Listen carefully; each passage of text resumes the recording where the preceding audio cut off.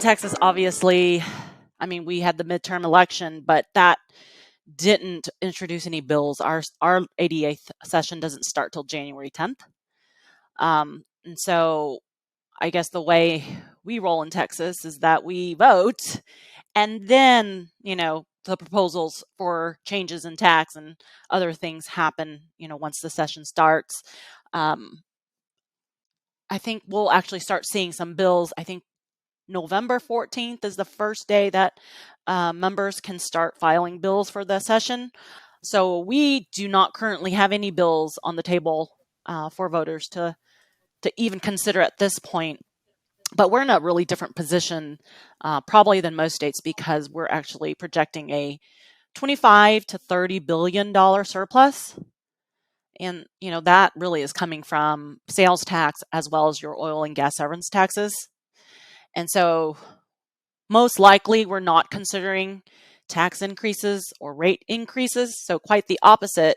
Our legislation is probably going to struggle with figuring out how to divvy up the money instead.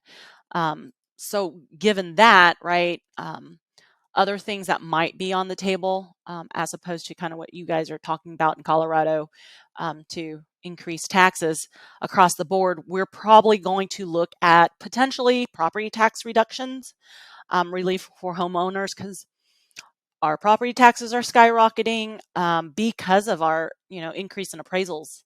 Home valuation, property valuation really has skyrocketed.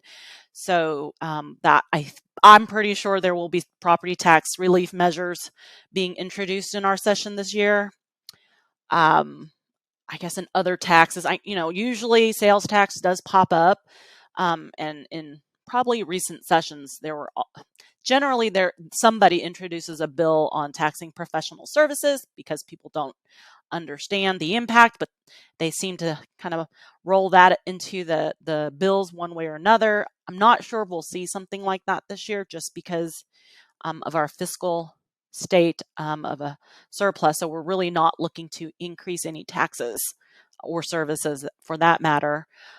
I don't know. I guess in terms of other exciting tax related changes in Texas, really, I really think that, although we're in a good fiscal position, I still think audits are going to increase, just because, with compliance, we do have the resources to, ensure businesses, taxpayers are, complying with all the different, sales tax, income, and franchise tax requirements. But at the same token, we're in a different position. So I don't see anything drastically changing in Texas in terms of, state and local taxes. But, I'll be sure to watch out and keep you guys updated. Well, especially for audits, right? That's a way to make sure your out-of-state people, taxpayers, are compliant without punishing, right, your constituents. Mm-hmm.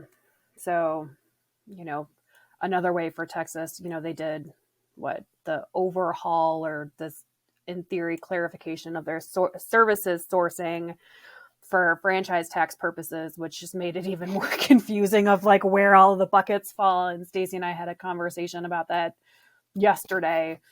But it's instead of taxing them for sales tax purposes, it's almost well, go to an overarching market-based sourcing, releases the pressure from a sourcing perspective, again, of your Texas-based businesses, but gets more revenue from your out-of-state businesses.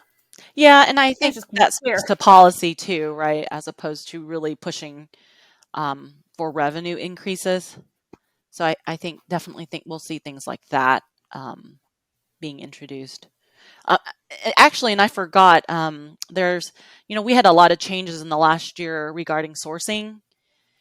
And in Texas, we actually have, under Chapter 313, local governments, counties, are able to negotiate property tax abatement for a lot of companies who, decide to open, location or headquarters in that jurisdiction. So that is up to expire. And so I'm pretty sure that is actually probably going to be addressed in this upcoming session, either to renew those,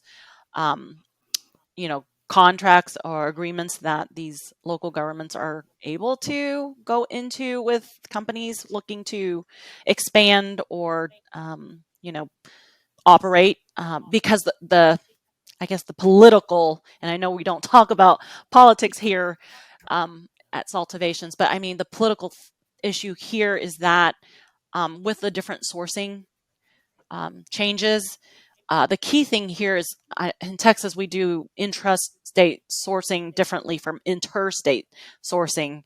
And so for our intrastate, so transactions that originate and also, and Terminate. terminate in our state are based on origin. So pretty much those transactions will benefit, obviously, where the sale is sourced in origin, right? Like if it's picked up or if it's destined in a different jurisdiction, obviously where the business is located at, generally speaking, would get the tax. And so where these companies are negotiating with these local governments to get property tax benefits, right? They're relocating there, but from the sales tax perspective, the sourcing changes, where these agreements, if they don't renew them, there's not a whole lot of incentives for companies. I mean, there might be other incentives for companies to, open a location or relocate their headquarters. But the change here would mean these counties and cities and school districts would lose out on origin based transactions because, if these companies are not going to relocate, a lot of the sales are not going to, funnel into these local jurisdictions. So I think kind of the changes that we've seen from a local sourcing perspective will impact, whether or not taxpayers believe, kind of that fairness of, should these companies be able to take advantage of tax credits and incentives kind of thing versus the ability for these local jurisdictions to negotiate kind of this perk for companies, but then they also lose out, right? Like they lose out the opportunity to have the taxes come back to them because of the changes. And kind of rewinding back to the changes that I mentioned, with the whole Wayfair and economic nexus, the comptroller made some informal changes in terms of sourcing. And so for interstate sales, they are saying all internet sales are going to be sourced based on destination, period, right? So from that perspective, we are still a true destination-based